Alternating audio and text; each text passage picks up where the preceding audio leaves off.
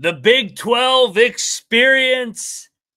West Virginia and UCF go back in the past and reunite to win now. Edition of the Sports Gambling Podcast Network is brought to you by Underdog Fantasy. Sign up with that promo code TCE SGPN to get a 50% deposit up to $1,000. That is the Underdog Fantasy promo code TCE SGPN. And we're also brought to you by Rebet, a Rebet new sportsbook available in 45 states. Download the Rebet app in the store. Use that promo code SGPN for a 100% deposit match up to $100. Rebet promo code SGPN. And we're also brought to you by Rhythm. Start crushing college football and NFL with Rhythm. Get your 7-day free trial today by going over to sportsgamblingpodcast.com/rhythm. That is the sportsgamblingpodcast.com/RITHMM today.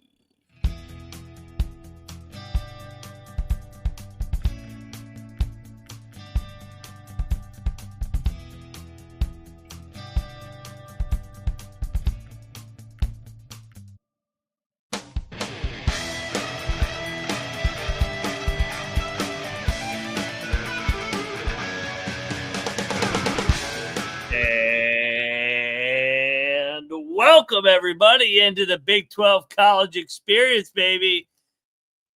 Part of the Sports Gambling Podcast Network. And, Troy, we have a good one here on deck. Sometimes to go forward, you must go back in the past to move forward. So, let's talk West Virginia, UCF, coaching changes, bringing back a couple familiar faces. Rich Rodriguez back to WVU. Scott Frost back to UCF. This is fantastic. But first, I am Moneyline Mac, a.k.a. the former video coordinator for Bob Huggins and Frank Martin.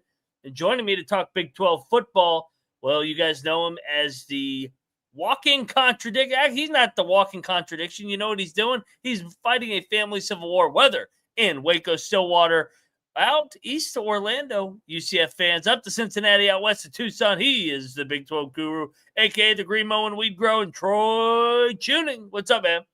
What's going on? It's we've got a lot in the world that seems to be trying to go back to go forward, huh? It's kind of a what if we just try it out again? This is to any one of my exes that probably never watch any of this shit. What if we just fired it back up for a few more years? Run it back. Everybody, go bring out the old contract. Yeah, everyone go talk to your exes. Let them know there's an option. We can fix this. Exactly. And if you are single out there, get on over there and ask your ex, hey, will you take me back? Because they're doing it at WV. They're doing it at UCF. We've seen it at K-State with Bill Snyder over the years. Who says you can't go back to go forward? Us West Virginians, we're fired up, baby. But Troy, get just your initial thoughts. I know I've been breaking it down. I broke the news. Me and Rush said that Rich Rod was coming back, so this really isn't a surprise to us. Absolutely electric at press conference. It felt like it was a fucking political rally with like the WWE. Or the WWE with McAfee. But just your initial thoughts on both these guys going back to where they've already had a lot of success. Well, they both kind of dealt with the whole, we don't think this guy's going to leave our program. And then they spurn for a big time money job for Rich Rod. Scott hits Nebraska because it's alma mater and pulling his heartstrings and whatnot. Yep. So the one thing that I want to say is to all the fans, just know that it's more damaging to hold the grudge than it is to forgive. Once you forgive, then you take away all the power. Now he's just your guy again. And you can get back to running the ball for fucking 600 yards or whatever they had against East Carolina that one year. They set the West Virginia record against Colby's ECU Pirates, I think in 2002 or something like that. They ran for 500 and something yards. Just think about the good times, and maybe they'll start happening again, to be honest. But yeah, I think these are two programs that we were talking about this a little bit before the show, that the fit outweighs the actual necessarily the tip-top football minds. If you're looking for that slight edge in the football mind side and you miss the fit of the town of Morgantown or the crazy town of Orlando, nothing's going to work anyways, or the guy's going to look really good and do the same thing and jump ship in a few years. So the good part about these guys coming back is if there's any kind of success, you can probably retain these dudes for as long as they want to coach football. Well, I don't know about. I know this is Rich Rod's last job. Scott Frost, on the other hand, he's only 49, but he may, now that they are in the Big 12 instead of the American, he may not want to go. He may not want to go to another job. And he was 19-7, the 13-0 year. Arguably, maybe he won the national championship that year. I don't know. We didn't have technically a playoff. Did. Yeah, technically, I guess technically he did. By the Collie Matrix, he did. You have to go get. We have a couple of them because Steph has some UCF friends. But if you have the actual 2018 record book, like the program from the NCAA, they're listed. It's plus UCF, like it's got Alabama 1, I believe, but it's plus UCF, and then it says Collie Matrix, number 1 ranked team. Technically, I mean, Colby talks about it all the time. You can just claim national titles. So yeah, might as well, right? Right. He's actually right. Like I want to break down each guy on the other side because I got to get us paid here real quick. Hey, the race to 15K is on. Get on over there. Subscribe to the College Experience. We got just a couple weeks left, so get on over there. 15K, and the picks are free on the SGPN app today. Let's go. Also, I've been talking Rich Rod for weeks now, so let's talk Scott Frost first because you're more closer to that situation. I want to hear your take, just because 19-7, 2017 was obviously the magical year. They run the table. They beat Auburn in the New Year's Day Bowl, the Peach Bowl.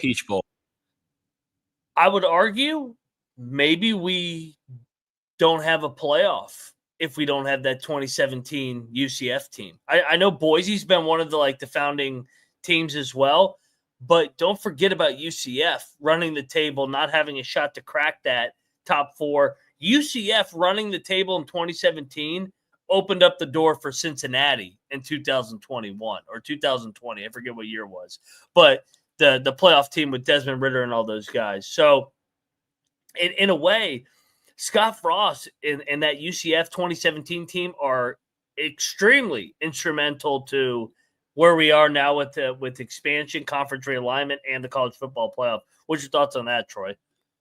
Well, he inherited an 0-12 team, the one that George O'Leary resigned from, couldn't even get one win. He goes 6-7 in his first year. But he was able to hit on a quarterback recruit and, brings Mackenzie Milton back as the QB coach. I think he's been with Josh Heupel in Tennessee as like a offensive analyst for the last couple of years. I feel like there's a shot for Scott Frost to have a pretty quick turnaround again. Now, I don't want to say that it's going to be, New Year's Six Bowl in 2 years, but you get this team back to 8 wins again in under 2 calendar years, that could be, I would think that that's pretty impressive. I think he's got a chance to do it. You get McKenzie back there, so you kind of open up that Hawaii recruit angle, that Hawaii transfer angle a little bit. I'm sure there's a lot of kids from the island that would love to play for Mackenzie Milton as their QB coach. Kind of a legend. I mean, he's in the Big 12 now. You can get big names.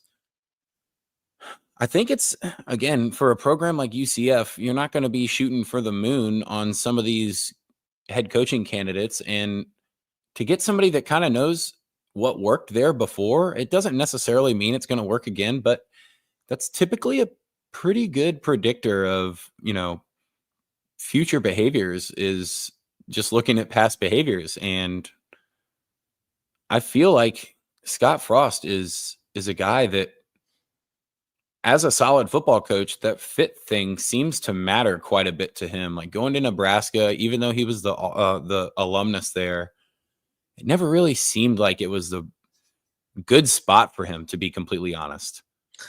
Yeah, for whatever reason, it Like didn't maybe work. he just likes to party. Yeah, I was actually I thought it was a home run when Nebraska hired him. I thought he was going to win there, so I was in the minority on that. For whatever reason, and he never got it going there. So maybe a guy that deals with he's better with less pressure. UCF more out of the spotlight versus Nebraska, who was he played quarterback there. He was one of their own.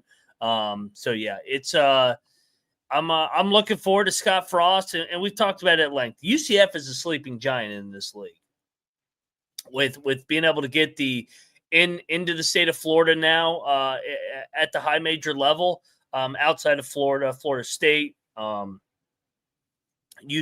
Miami. So they're another player here that I think can challenge these guys for talent and maybe take this recruiting to another level. What are your expectations for Scott Frost year one? Do you think he portals it up? They try to win year one or what?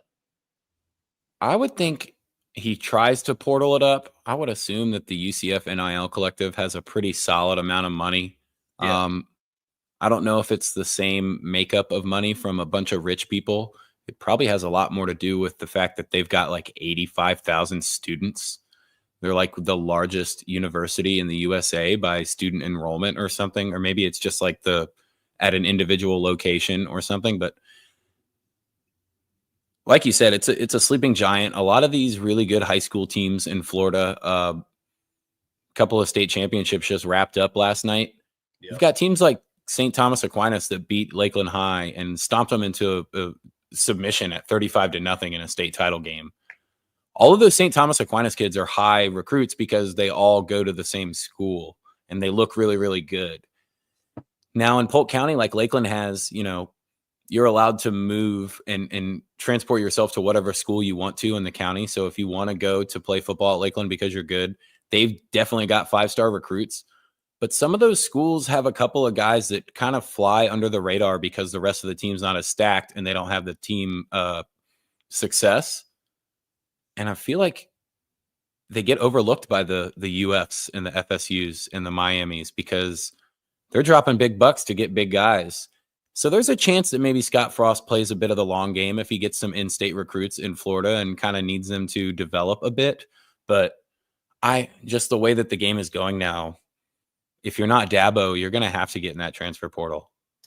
Well, and what they need to do, they need to bulk up front. Last year, once again, they were a gimmicky team where they just weren't. Malzahn wasn't good enough because he never could get the trenches right. And in this league, if you don't get the trenches right, you ain't fucking winning anything in this league. So I'm looking forward to seeing what they do. Like JD ATL in the chat saying, it's a huge campus. UCF has a chance to really get this thing going, and I think Scott Frost being back is the right guy for the fit. I'll tell you what else is the right guy for the fit. That is Underdog Fantasy and our partnership over there. Get on over there, promo code TCESGPN to claim your special pick and first-time deposit. Offer up to $1,000. Bonus and cash, Underdog Fantasy, promo code TCESGPN. We will be doing our pregame show coming up here in an hour, so make sure you tune into that. And you can find out our underdog entry for tonight's games and got a lot on deck for tomorrow. So get on over there, Underdog Fantasy, promo code TCESGPN. We're also brought to you by Rebet. Rebet's new social sportsbook available in 45 states. Plenty of opportunities to get down.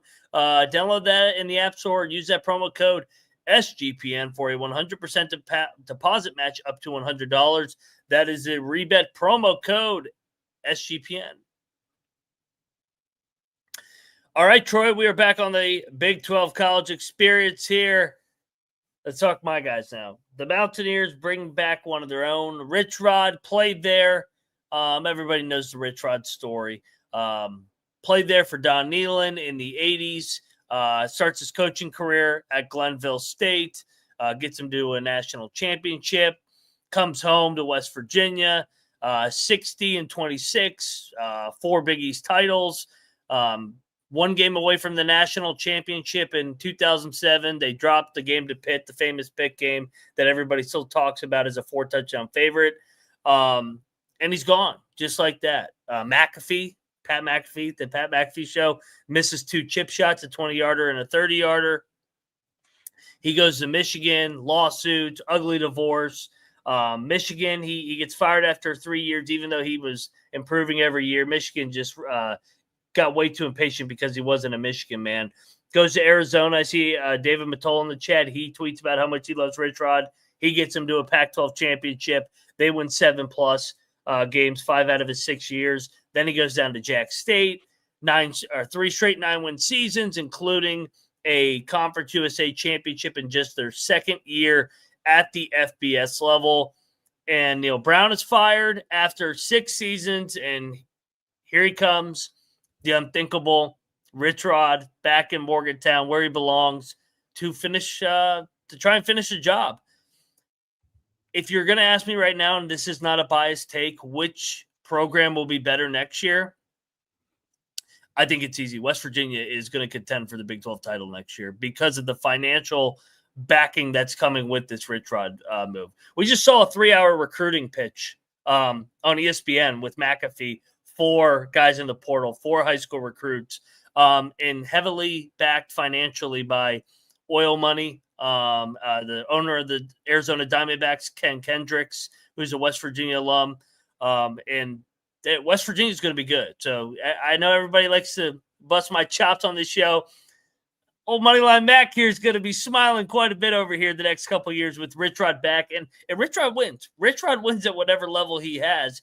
He's going to have more resources than he ever has had in terms of being able to buy some players. And what Neil and Colby had said this, what Neil lacked was a couple dudes on the outside, perimeter guys that could break some big plays.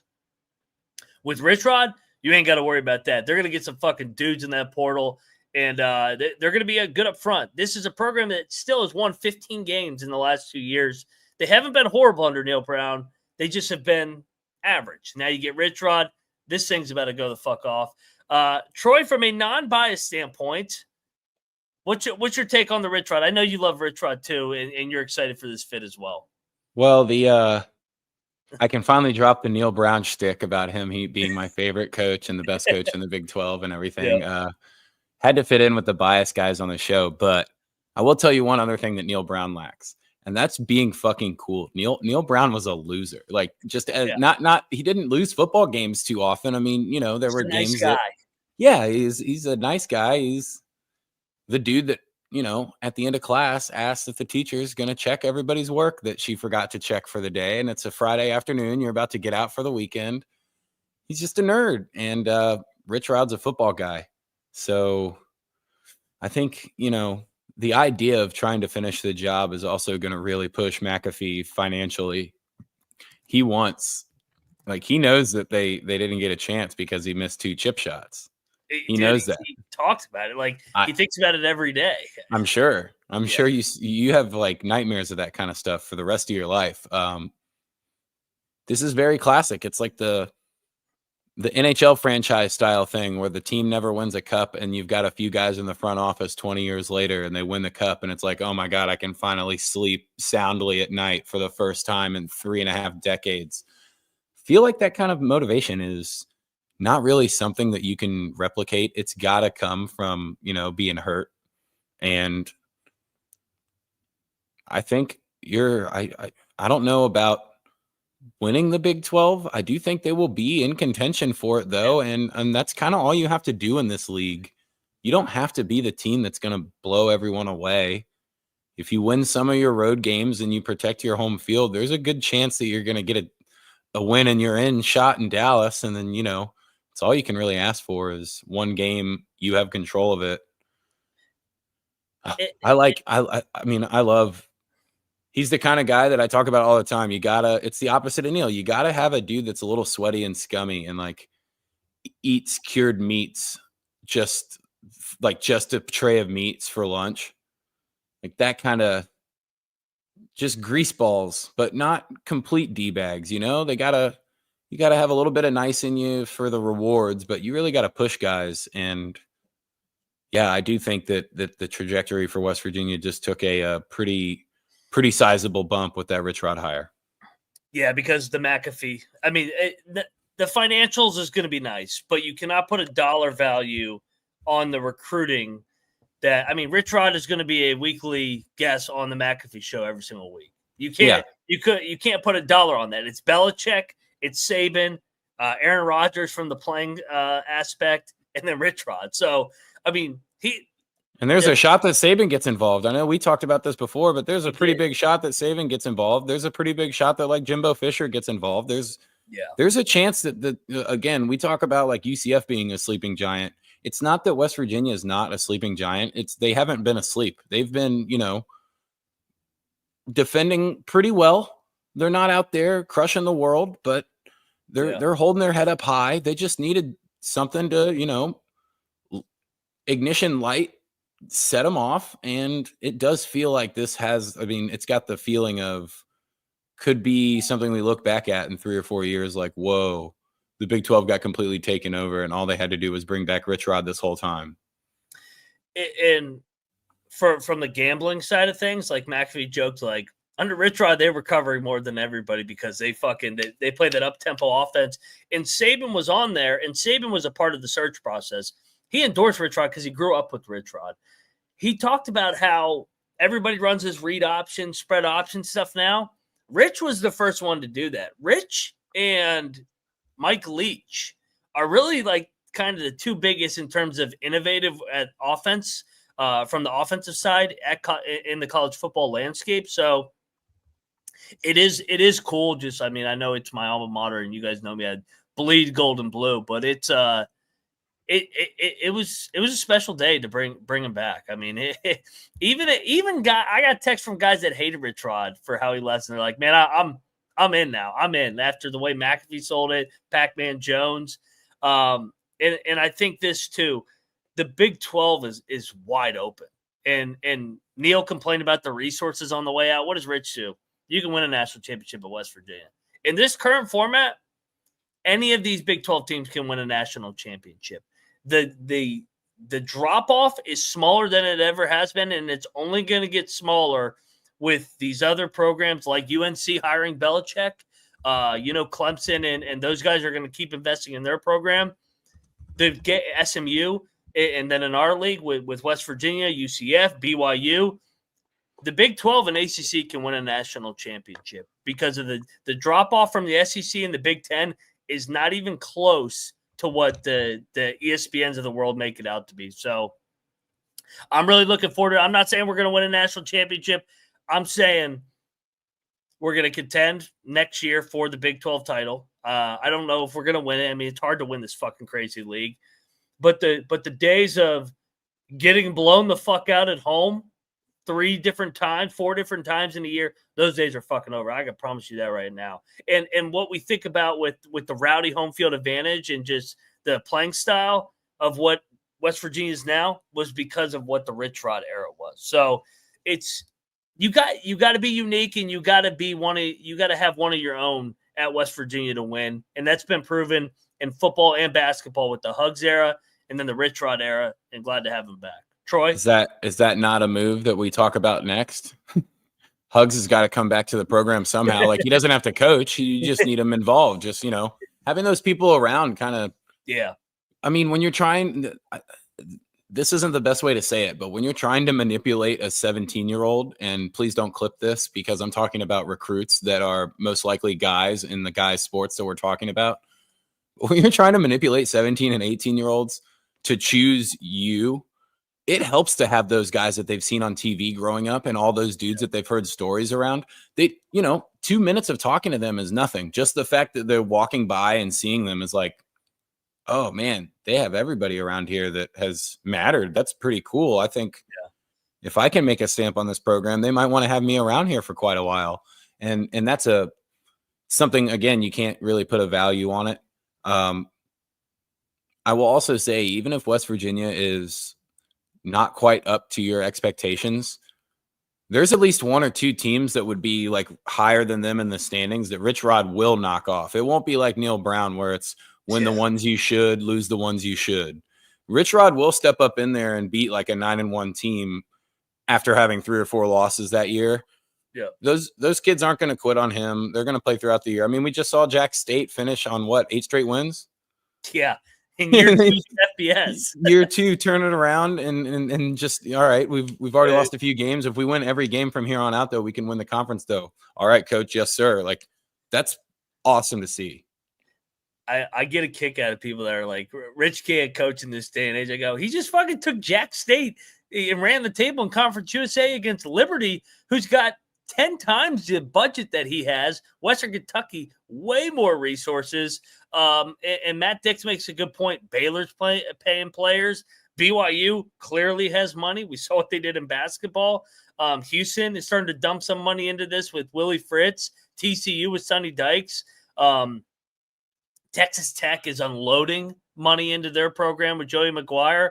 This league is going to be fucking fun. And this whole narrative that the Big 12's average, this shit's about to go away because I wish we could do an SEC Big 12 challenge on football like over the next couple of years. Yeah, the SEC still has like the top couple dogs, but that drop-off is not as big as everybody makes it out to be, and I think you're going to see it in the playoff. And you saw it all year. I mean, the SEC struggled in some of those non-conference games. So it's dude, this Big 12 league's going to get really entertaining. And Colorado, I haven't even mentioned Colorado and Arizona State. If Oklahoma played, if their team this year played the team from the Big 12 last year, that team from last year probably wins, right? Wait, which team are you talking about? Like last year's Oklahoma versus this year's crappy Oklahoma team. Oh, yeah. Oklahoma plays in the Big 12 and doesn't even have a shot at Dallas, really. Mm-hmm. And that team gets worse and still finds a way to beat Alabama. Bama off of a Mercer, basically a bye week. Yep. I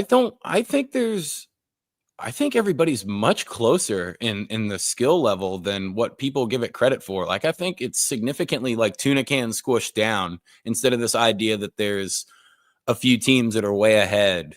I don't know if that's necessarily true. I think it's a lot more like the NFL where now it's becoming a coaching matchup thing, and a week to week, you could have a bad team in the league that somebody knows something about a program and they beat you, and that's just what happens. That's why we play the games. But this whole idea that like the ACC and the Big 12, I mean, I'll even throw the ACC in there just because I think the talent is abundant everywhere. I think it's all, do you want to admit quickly that you made a mistake on a player evaluation, or are you going to wait until the 5th or 6th week of the year when everything's already down the drain? You know what I mean? Yeah, the talent is leveled off because of the portal, where guys are like, I'm not going to wait my turn and sit for a year. I can go, let's say I can transfer from Georgia to Iowa State and get paid while I do that. Yeah. And I can produce. And if I want to go back to one of these top SEC or an Ohio State, then I'll go back in the portal the next year and get paid. So there's no reason to sit behind anybody anymore. And I think that's why the talent is kind of evened off, is the depth of these top teams is not what it used to be. They're the second and third stringers that are still pretty fucking good. Now they're at the Big 12 and ACC level, and obviously they're flourishing. And I mean, I mentioned it, the teams that are dumping money into their programs, Colorado, Arizona State. I didn't even mention maybe two of the best coaches in the league. K-State, Kleiman, Iowa State, Matt Campbell. I mean, Utah, Kyle Whittingham. I mean, we're in Gundy. I mean, this is a coaches league, and it's starting to pick up in the dollars. This is going to be a fun league. Sorry, David Matola. Arizona might be in the worst situation out of all these teams. The more and more I'm looking across the board, maybe Cincinnati and Satterfield, even though Cincinnati's investing a little bit. But yeah, I mean, this is going to be a fun parity league. Real quick, let me pay the last couple bills, and then I just want to talk about maybe just going forward, what our offseason expectations are. We're brought to you by MyBookie. Get on over there. I like Nebraska -4. You can get down on that action.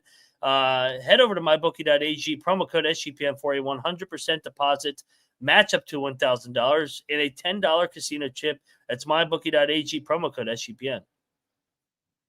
We're also brought to you by Rhythm. Start getting down on college hoops, college football, and NFL with Rhythm. Get your 7-day free trial today. by going over to sportsgamblingpodcast.com/rhythm. That is the sportsgamblingpodcast.com/RITHMM today.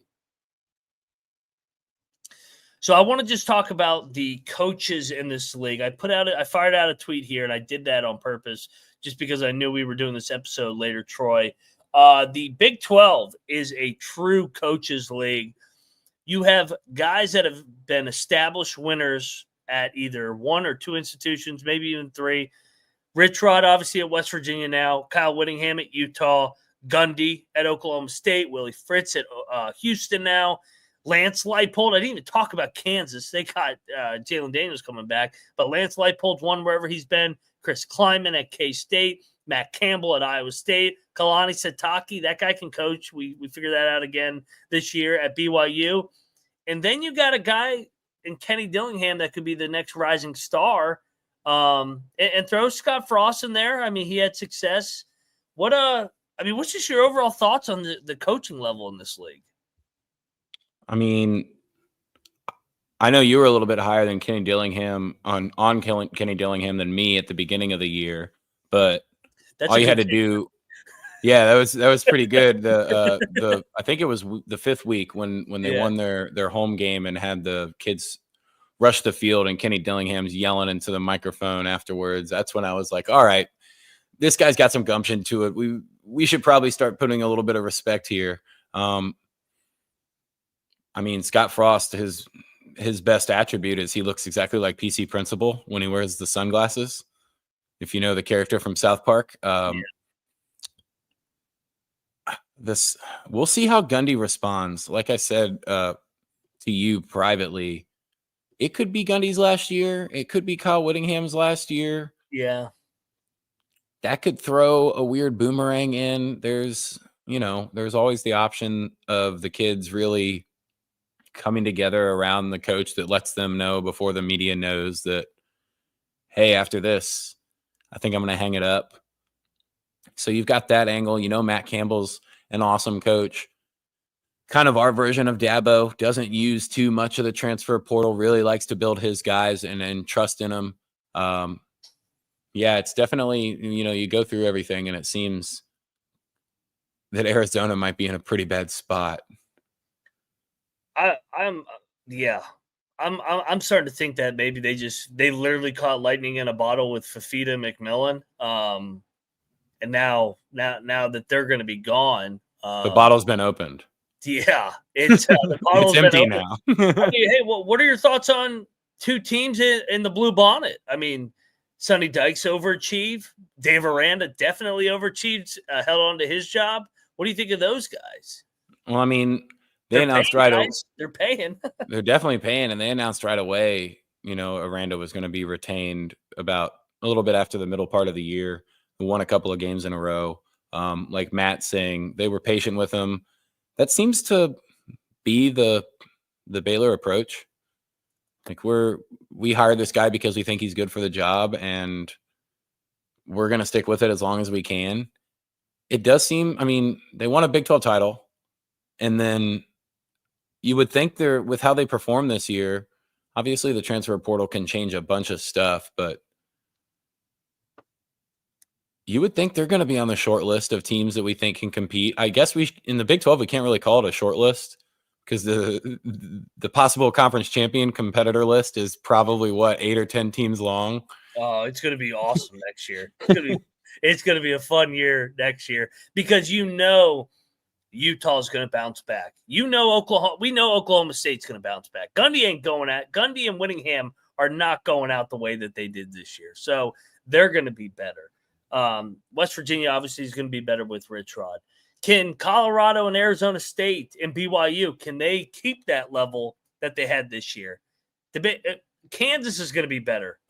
Maybe they won't lose 6 one-possession games in the first month again or first 2 months. Let's talk about this guy. And I'll raise my hand. I ate shit on this take. What do we do with Dion? I mean, I know he's going to lose Shador and Hunter, but you got to give him he's credit. Not short on recruits. Yeah, he's going to have dudes, and you got to give him credit. The thing I give him the most credit, he went out and he hired 2 good coordinators.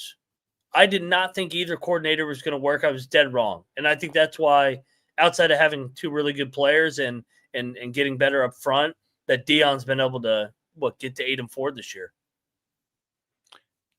Yeah, they're gonna have guys. He's got the NFLers on the staff that you would want as an 18 or 19-year-old kid. Those are guys that you want in practice every day, telling you what you're doing right and wrong. They're definitely scary. They were a sleeping giant. They have been awoken. They are a major player in college football now. Again, I do think there's probably a few adjustments that need to happen from an entire program perspective. Maybe it's just a consistent competitive level for, we've got to hold on to that for at least a 4 or 5 year period. So everyone can believe that we're here to stay. But when we talk about talent of rosters, Colorado's still going to be up there. They're going to have dudes. And that's always scary. And, having to go to Folsom, it's just another one of those, like we add Rice Eccles, Folsom, we add Lavelle Edwards. These are all stadiums that going on they talk about, the grind of the SEC schedule. It's just as hard to go into those buildings and win games. You can look at the records of other teams that have tried to do it, and they're all pretty similar. Those are hard spots to win. But I do think Deion is the spark, but I think that there's a different coach in the future that's going to have to come in there and really be the finishing touches kind of guy for the program. Yeah, he energized it. Now they got to whatever he decides to do. I don't know if he's coming back or not. They got to be able to sustain this momentum that they've got from this year when going 9-3 and almost getting to a Big 12 title. I mean, BYU, they're going to invest in that program. We saw what they're doing in basketball. Arizona State, can they sustain this? I'm a little worried about them. I'm not going to lie. It doesn't seem like the NIL is where it needs to be. Do we think Dillingham stays there forever? I mean, it is his alma mater, so maybe I think alumnus he stays a little longer than we think. But man, if one of those SEC jobs comes, I think he's gone. I mean, that would be that's going to be a hard hole to fill in terms of entire program. Yeah. I think as long as he's there, though, they probably have a chance to compete in our truck stop league. I don't know if you can expect them to be as good as they were this year. Again, this is kind of a combination of their roster was a little bit overlooked, but when we did the preview for Arizona State, and I was like, Cam Scatabo is going to have to do everything for this team to compete. Well, he did. And Levitt was awesome. He did. Levitt was way better than we thought. Yeah. Probably going to get significantly better into next year.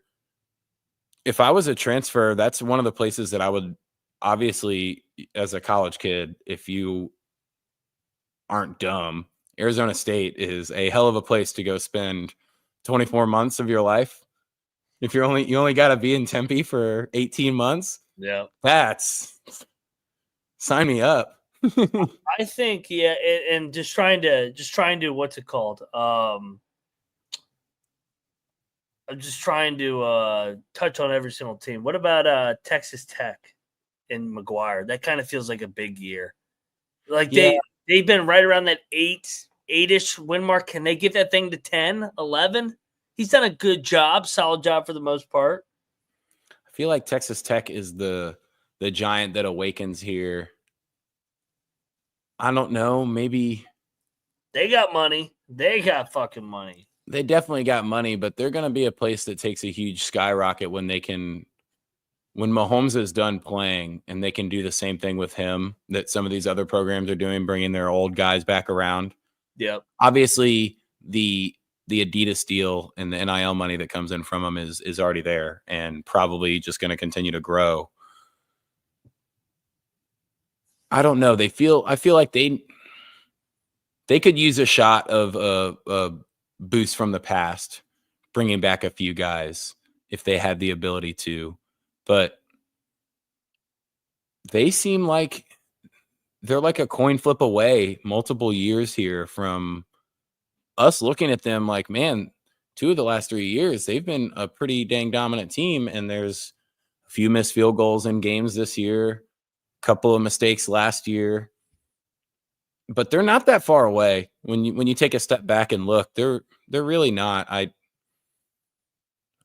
What discourages me is that Lubbock sucks compared to a place like Tempe. Like if you're looking for someone that wants to, yeah, Lubbock's a great college town. It's an awesome college town, and Yeah, I'll have a great time there. But if you're, you're an 18-year-old, 19-year-old dummy, you're gonna walk into Tempe and see all those fake tits and be like, "Whoa, this place rules." So are we labeling the 2 programs that we think are in the most trouble in this mega conference, Arizona and Cincinnati? Cincinnati doesn't have the right guy leading the program. I can confidently say that. I also think because it seems as if the writing's kind of on the wall for Gundy, Oklahoma State could be approaching that. Even if they have a good year with Gundy and he steps away here in a year or even 2 years, that's going to be, again, that's a tough hole to fill. That's the best quarterback you had for quite a while at the program until he was involved in getting better quarterbacks, and the best coach you've had at the program, and a guy that, the entire alumni respects their fellow alumni, and he's eventually going to have to step away.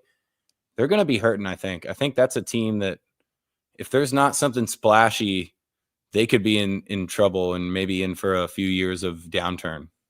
Yeah. Matt asked, are we sold on Leipold? Hell yeah. Oh, yeah. Yeah. I think he's done. This was like their regression year. Yeah. And they didn't even have home games. They played a fucking Arrowhead. I think Kansas will be really good next year. Right? For what he took over with Kansas, he's taking that thing to a whole different level. Remember, they couldn't even win a game in the Big 12 before he got there. So, but Troy, we got to get over to the pregame show for college hoops.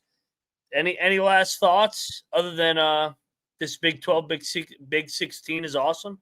10 straight on the road for the Caps. 10 straight road victories. They're still 35-1 to win the Stanley Cup. Throw a pizza bet on that.